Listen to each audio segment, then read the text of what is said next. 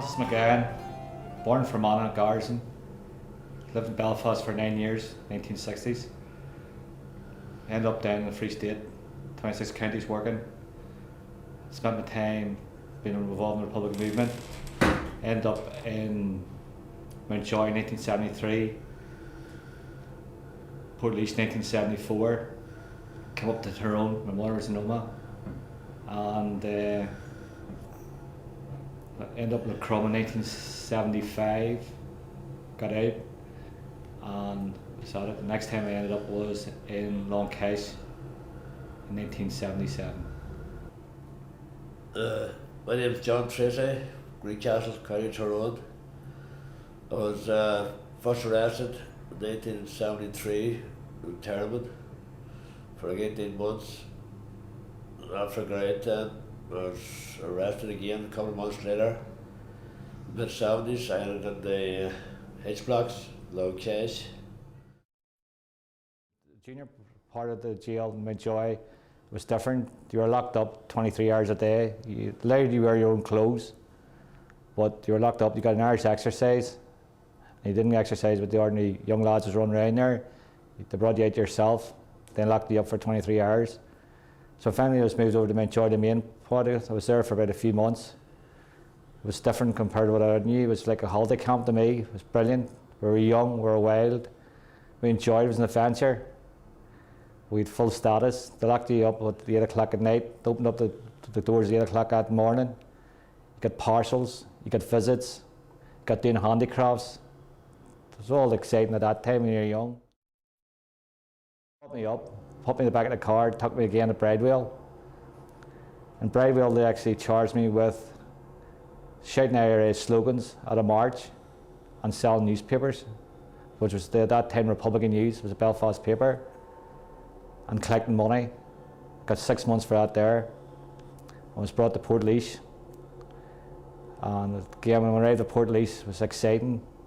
We were met there by the OC at the door when you arrived. It was unbelievable. He met you and he spoke to you first before the prison officers spoke to you, brought you in the wing, introduced you to everybody, and next minute people bring you food down into your cell and we're bringing handicrafts down to you and you're looking after you, and it was like a real comradeship thing, you know. And that was exciting to me at that time because you're very young, you just didn't know, you know. We're messing about, tagging at each other, and one of the standing knives actually got me right in the leg and cut me open. I had a gash about 3 inches and about half an inch deep. Now I had 2.5 months done, so basically all I had was about another 2 months to do. Took me to the hospital, 4 cars, soldiers surrounded. I think it was a, well, terrorist, you know, big name. I loved it. It was exciting, you know, you go up to the hospital and you're surrounded with soldiers and police and all that there. And here's me, 2 months to do. Couldn't believe it. And then in Portlaoise you had what was known as the escape from Portlaoise. And people escaped. That was exciting. I was there when that there when they blew a hole in the wall. In Termon, I went in Termon early 70s, 74, till almost down in Termon, and then just before Christmas, 75. Things were different then. In Termon, you wore your own clothes, you lived in decent huts, you could have moved around. It was like a holiday camp compared to what the H blocks was like. You did your own handicrafts, you played football, the doors were opened 8 o'clock in the morning and then closed at 10 o'clock at night. You had the freedom of the whole compound. But occasionally you'd have the Brits would come in and do a Brit raid. So we're all lined up against the wire. There'll be handicrafts, there'll be, you know, your searched, body searched. Your hut was wrecked. Any handicrafts you'd made was, they just took it with them or destroyed them. That was all right, you know, you just accepted, nothing else you could do about it. Coming near the end of internment, October 74, decided somebody lost a visit an OC of the camp sent the word around, right, burn the camp. So the meeting was held, everybody was called into their huts, right, behind your section leader. Right, you go to the gates, one section, the other section go to the first huts, you burn the huts. We didn't know what was happening, but we had just obeyed orders. So the camps were burned, everything was burned, all your clothes, everything, handicrafts, everything was burned, so we just obeyed orders. Then the Brits came in. There was a bit of a riot. Everybody was put back into their huts, but with nothing, everything was burnt to the ground. We only had their makeshift huts that night for maybe, went on for maybe a week or 2 weeks. And they started sending in mobile homes, mobile places to live in, until the camp was built up again.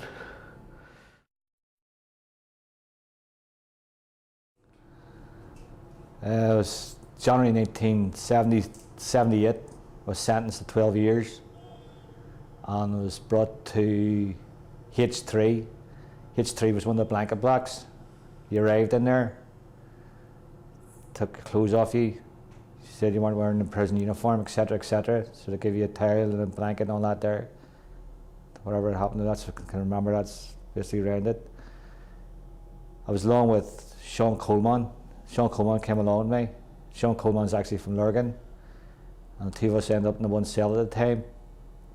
We're in there, and we were told when we arrived in there, basically there was no washing, no shaving, no going to the toilets, just do everything in there, slap out.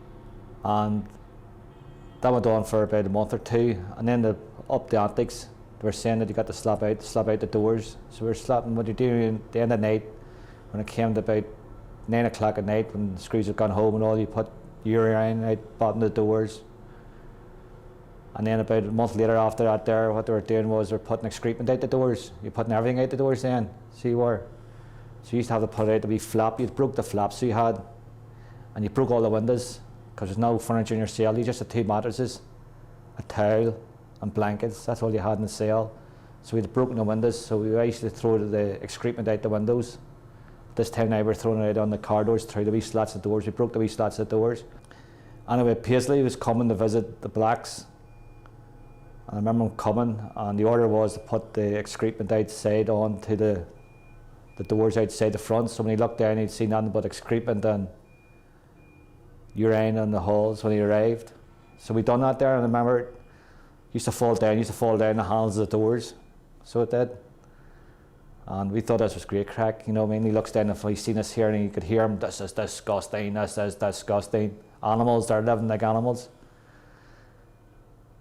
Well, what we did know was that when he went away, he's gone about 3 o'clock. It was tea time at 4. The screws was coming around, giving the teas in. Well, what they were doing was they had gloves on them. God. And they come up to the doors, they'd open the doors with the excrement on the doors and hand you your dinner in. With all the excrement on your sandwiches and your plates and all. You're going, Jesus. So we learned our lesson. We never done that again. We never put out the handles, and we never put out the door again after that there.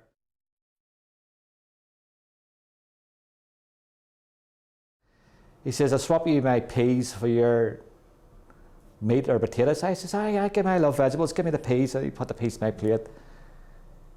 I says, everybody's gone quiet. Why is everybody gone quiet? Didn't say much, you know. He just said, no, don't worry about it. So we're sitting there eating away there in Big Doc. So I says, Big Doc, up the window. What's the matter? He says, there's maggots in the peas. They actually put maggots in the peas. I couldn't believe it. I was eating the peas. Sean Coleman sitting there laughing his head off. Brought you over to H4. Now H3 had a reputation, but H4 was supposed to be a bigger reputation. And the whole idea was bringing you over to H4 was actually to break you. So I brought us over to H4 and put us in the cells. Again, the cells was clean. So Sean Coleman turns around and says to me, Frank, you know what I mean, I'm starving. I can't put more bread and more potatoes and all on the walls. He says, I can't do that there. He says, I'm starving. He says, you need to do something else. I said, Sean, well, there's nothing else to do. He says, I know what we'll do. We'll put excrement on the walls. I said, Sean, get yourself on. So anyway, here he is. He goes behind, puts up the mattress, goes behind, does his thing, and next minute he pulls a bit off the mattress. Next minute I see him putting it all over the walls. I couldn't believe it. The smell of this thing was stinking. I couldn't believe it. So by the time of the night, it was my turn to do it. So I and we had the whole 4 walls covered in excrement. So that was a Sunday night. Never forget it. Monday morning, Scrooge was coming at 8 o'clock in the morning. But in between that, there we had chicken for dinner or lunch, whatever you want to call it. It was chicken. We had all these bones that we had. So he says the best thing you do, Frank, is to put the bones in your hair. You've got the longest hair here. You put the bones in your hair. I remember putting the bones in my hair. Scrooge opened what I called for the first things he said, the shower shave shite. I looked at the 2 of us, me standing there with bones in my hair and beard and all, and him standing there and the whole place covered in shite. Next minute, I see them closing the doors and going to have a discussion. Next minute, they all come down and look in, go away again. Next minute, they all, about 20 Scrooges looking in your cell. You know what that is? Next minute, it's crew. Next minute, hear him going down to Big McFarlane. And Big was the OC of the wing at the time. And says the Big, 2 blokes up there, they've lost the plot. They really lost the plot. They've got shite in the walls, and no one's got fucking bones in his hair. So I said, Vic says, well, it's up to themselves. There's nothing I can do about it.